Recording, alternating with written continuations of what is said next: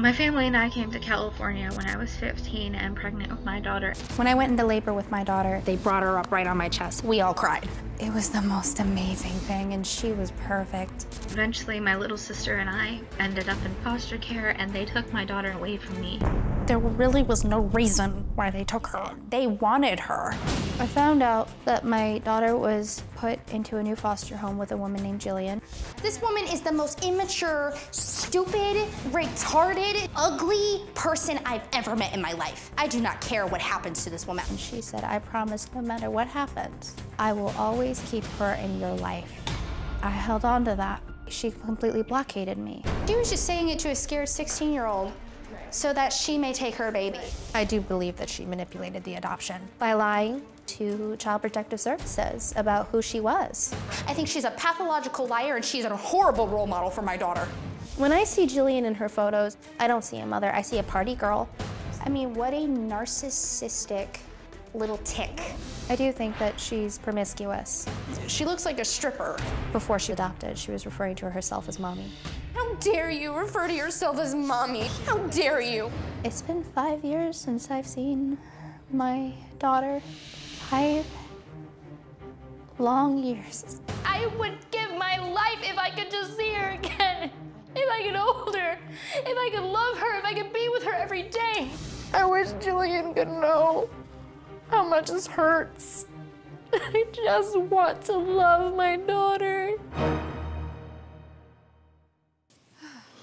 Okay, so let's talk about this. You're saying the government came in and using their police power and their agency power, Yes. basically kidnapped your child. Yeah, it may not have been, 2 men in a van, but it was a big bureaucracy that was completely against my family, and we were just 3 women.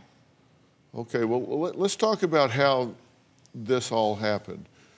You were living in Florida, right? I was living in Florida with my 2 daughters, and we sat down and decided it was time for us to leave. And we left and headed to California. So you, Olivia, and Phoebe, I was pregnant. 6 months. You leave and you go to California. Right. Yes. You said you had a car and $750. That's all I had. And you head for California. You Right. figure you can get here and get work. Okay, yeah. so you get to California. Right. And you don't find work. No. You have a baby and you are living in a car. Right. So you, Phoebe, Olivia, and Evelyn are living in a car. Right.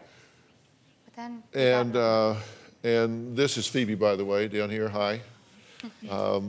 And you're living in a car, but the girls are in school.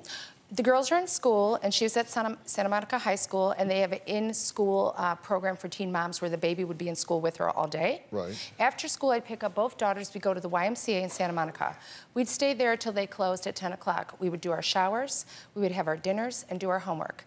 When they closed at 10 o'clock, we would get back in the car, and I would drive them around all night while they slept.